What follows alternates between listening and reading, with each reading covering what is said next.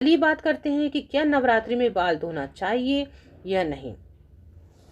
क्या नवरात्रि में साबुन शैम्पू का प्रयोग करना चाहिए या नहीं। नवरात्रि में तेल लगाना चाहिए या नहीं। दोस्तों, नवरात्रि में बहुत से लोग बहुत सी वस्तुओं का त्याग करते हैं। सब व्यक्ति की अपनी सामर्थ्य के अनुसार निर्भर रहता है। बहुत से लोगों को आपने देखा होगा कि वे पूरे नवरात्रि चप्पल भी नहीं पहनते हैं, फिर पूरे नवरात्रि नंगे पैर रहते हैं।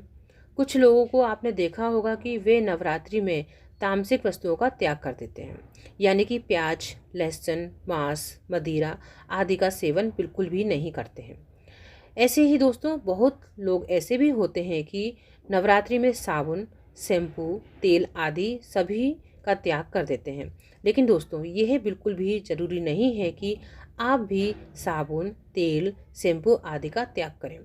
क्योंकि अगर आप नवरात्रि में बाल धोना चाहते हैं, शैम्पू लगाना चाहते हैं, तो यह आप बिल्कुल कर सकते हैं।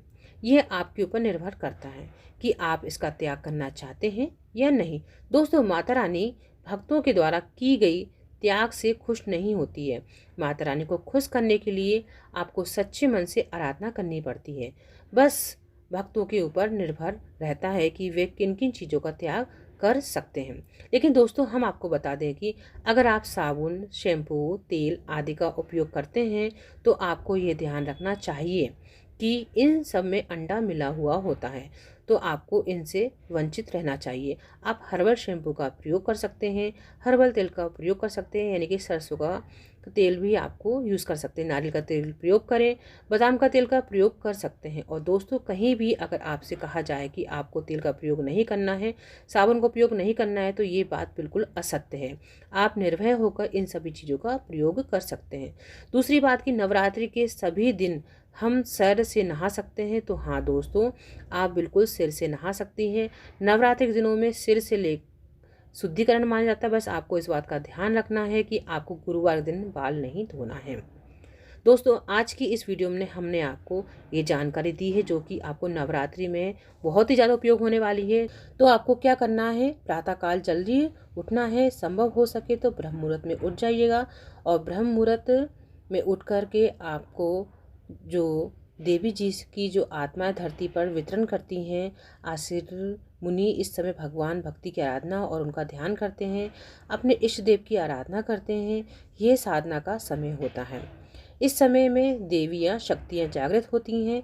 इसलिए अगर आप अपनी मनोकामनाओं के लिए भगवती की आराधना कर रहे हैं, भगवती की साधना कर रहे हैं, तो ब्रह्म मुहूर्त में उठकर माँ भगवती का ध्यान करें। अब ब्रह्म मुहूर्त कब होता है, तो दोस्तों आपको बता दें कि सूर्योदय से 1 या 1.5 घंटे पहले का समय ब्रह्म मुहूर्त का समय माना जाता है। जैसे अगर अभी सूर्योदय 6 बजे हो रहा है, तो 4:30 बजे का समय ब्रह्म मुहूर्त का समय माना जाता है। तो आपको क्या करना है, इससे ब्रह्म मुहूर्त में उठकर सबसे पहले अपने माँ भगवती की आराधना करनी है, अपनी मनोकामनाओं को बतानी है और उनकी पूजा का संकल्प लेना है। उसके बाद स्नान आदि से निवृत्त होकर आपको माँ भगवती की पूजा करनी है। दोस्तों, अगर आप ब्रह्म मुहूर्त में नहीं उठ पाते हैं, तो सूर्योदय से पहले तो आप जरूर ही उठ जाएं।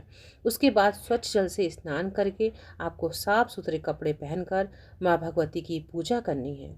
वैसे तो यह कहा जाता है कि नवरात्रि के इन 9 दिनों में आपको कोरे वस्त्र पहनने चाहिए, यानी कि नए वस्त्र पहनने चाहिए। लेकिन यदि ऐसा संभव नहीं हो, तो साफ स्वच्छता का ध्यान जरूर रखें और हमेशा स्वच्छ कपड़े ही पहनें। नीले और काले रंग के कपड़े नहीं पहनना चाहिए। गहरे रंग के कपड़े बिल्कुल भी नहीं पहनना चाहिए। माता रानी की पूजा सात्विक पूजा मानी जाती है, इसलिए इस दिन आपको वस्त्र के रंगों का ध्यान अवश्य रखना चाहिए। दोस्तों, नवरात्रि के पहले दिन कलश स्थापना की जाती है। और अगर आप भी अपने घर में कलश स्थापना करने चाह रहे हैं, तो आपको सबसे पहले इस बात का ध्यान रखना है कि जिस स्थान पर स्थापना हो रही है, उस स्थान को सबसे पहले स्वच्छ जल से साफ कर लें। साफ करने के बाद उस स्थान पर चौकी की स्थापना करें। उसके बाद लाल कपड़ा बिछाएं और लाल कपड़े के ऊपर आपके पास अगर माता रानी की प्रतिमा है, तो फोटो है, तो उसे विराजमान करें। अगर आपके पास में माता रानी की फोटो है, तो फोटो को विराजमान कर सकते हैं। माता रानी को पुष्प चढ़ाएं, उनकी आराधना करें। अगर आप अखंड प्रज्वलित कर रहे हैं जो तो आप ज़रूर करें, लेकिन अगर आप अखंड दीपक प्रज्वलित नहीं कर रहे हैं तो कोई बात नहीं। आपको नवरात्रि के 9 दिनों में सुबह शाम जब माता रानी की पूजा करेंगे तो उस समय आपको दीपक प्रज्वलित करना है। और दोस्तों, इस बात का ध्यान रखें कि जब तक आप माता रानी की पूजा कर रहे हो तब वह दीपक जलाना चाहिए, बुझना नहीं चाहिए। और सुबह शाम माता रानी की आपको कपूर से आराधना करनी है और कपूर के धुएं को पूरे घर में फैला देना है। यह घर की सारी नकारात्मकता दूर कर देगा और घर को सकारात्मक ऊर्जा से भर देगा। साथ ही साथ आप माता रानी से क्षमा की याचना भी करते रहिए, क्योंकि हो सकता है कि जाने अनजाने में आपसे व्रत रखने में कोई गलतियां हो गई हों, उपास में कोई गलती हो गई हो या पूजा में कोई गलती हो गई हो, तो आपको यह कार्य जरूर करना चाहिए। दोस्तों, इस बात का ध्यान रखना चाहिए कि अगर आप माँ दुर्गा का आह्वान कर रहे हैं, व्रत कर रहे हैं, कलश की स्थापना कर रहे हैं, माँ दुर्गा की पूजा कर रहे हैं, तो घर में क्लेश भी बिल्कुल नहीं होना चाहिए, वाद विवाद की स्थिति नहीं होना चाहिए। परिवार के हर सदस्य को ये बात ध्यान रखना चाहिए। अगर उनके परिवार में कोई माता रानी का व्रत रख रहा है, उनकी पूजा कर रहा है, उन्हें घर में किसी की भी निंदा नहीं करना चाहिए, क्योंकि घर में नकारात्मकता ऊर्जा का सबसे बड़ा स्रोत होता है। दूसरों की बुराई करना, इसलिए आपको इस बात का ध्यान जरूर रखना चाहिए। दोस्तों, अगली बात, नवरात्रि के समय इन दिन में आपको बिल्कुल भी नहीं सोना चाहिए, क्योंकि दोस्तों विष्णु पुराण के अनुसार इस दिन अगर कोई व्यक्ति सोता है तो उसका व्रत खंडित माना जाता है। ये व्रत मान्य नहीं होता है, इसलिए आपको दिन में सोने से हर हाल में बचना चाहिए।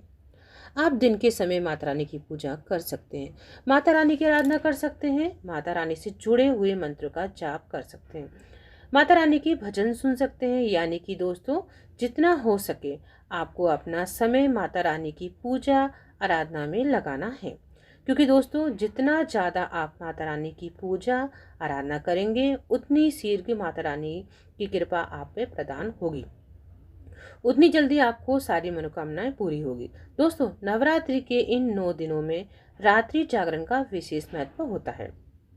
अगर आप माता रानी से किसी विशेष फल की प्राप्ति के लिए व्रत रख रहे हैं, उनकी पूजा आराधना कर रहे हैं, उनके मंत्रों का जाप कर रहे हैं, तो रात्रि के समय अगर आप जागरण करते हैं तो उससे मंत्रों की सिद्धि हो जाती है और आपकी मनोकामना भी पूरी हो जाती है और माता रानी आपसे प्रसन्न हो जाती हैं। तो दोस्तों, अगर आप बात करें रात्रि जागरण का समय क्या होता है, तो रात्रि जागरण का समय होता है 10 बजे, यानी कि 10 बजे तक रात्रि जागरण कर सकते हैं और माता रानी की पूजा आराधना भी कर सकते हैं।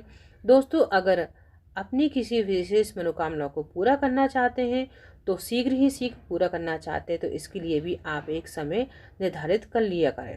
इस समय की गई पूजा माता रानी का आशीर्वाद बहुत जल्दी प्रदान होता है। अगर आप बहुत जल्दी शीघ्र मनोकामना माता रानी से प्राप्त करना चाहते हैं, तो आपको माता रानी की पूजा रात्रि 11 बजे से 1 बजे के बीच करनी चाहिए।